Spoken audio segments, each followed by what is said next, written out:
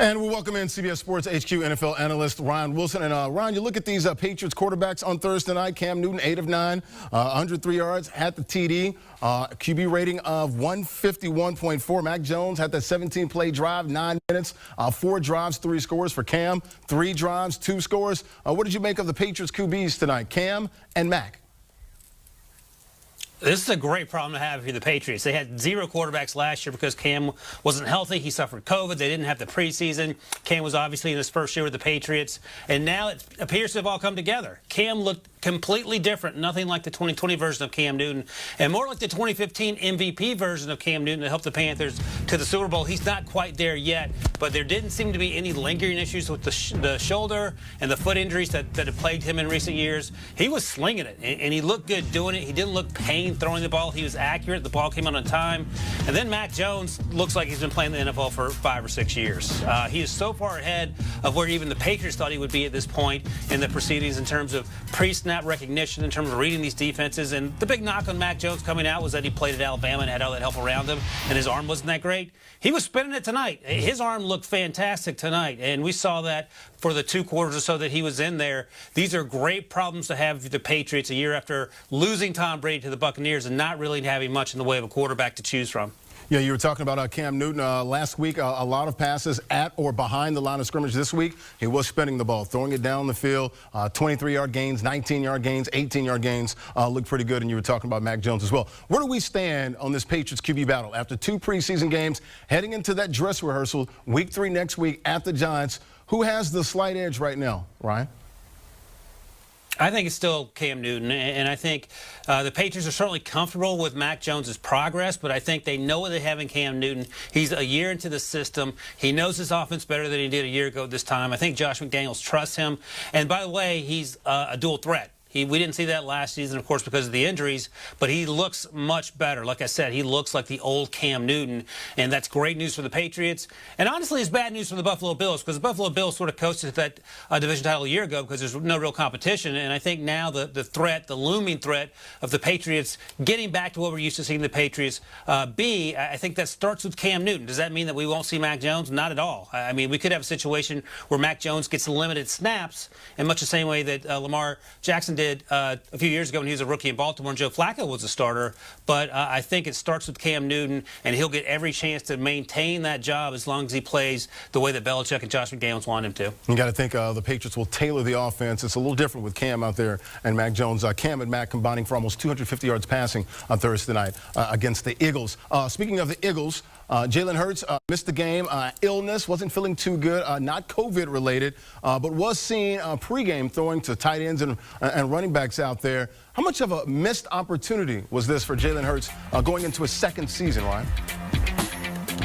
Yeah, not only warming up on the field, he was dancing and looked to be having a good time. And then suddenly, we got the report. We saw Joe Flacco jogging into the field to start the game, and I was concerned.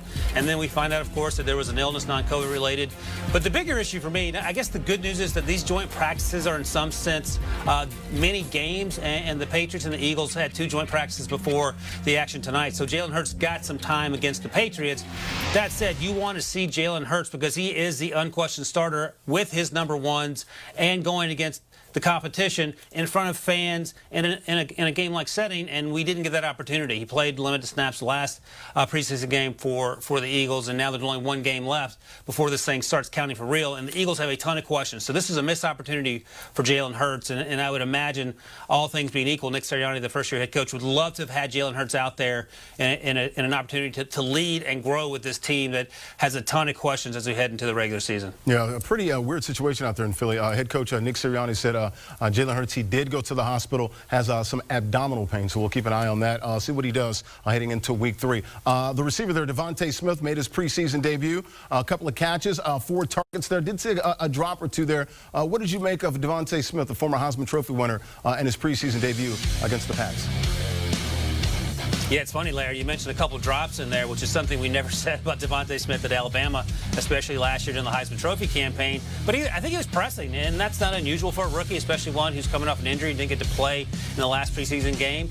But then he sort of reverted to Devonta Smith form. You see that little jerk route there and put the Patriots DB on his heels. That's what we're accustomed to seeing. I think we'll see more of that. The concern, of course, is you're going from Alabama's offense to an offense that's much less than that in what we saw in Philadelphia tonight. That doesn't mean they can't improve, but there are a lot of questions on this offense. We just talked about the quarterback situation, but Devonta Smith, Jalen Reagor, those guys have to step up as first-round picks and elevate an offense that struggled last year, in part because of injuries to the quarterback and other positions, but also in part because the draft picks, especially wide receiver, haven't really worked out in recent years.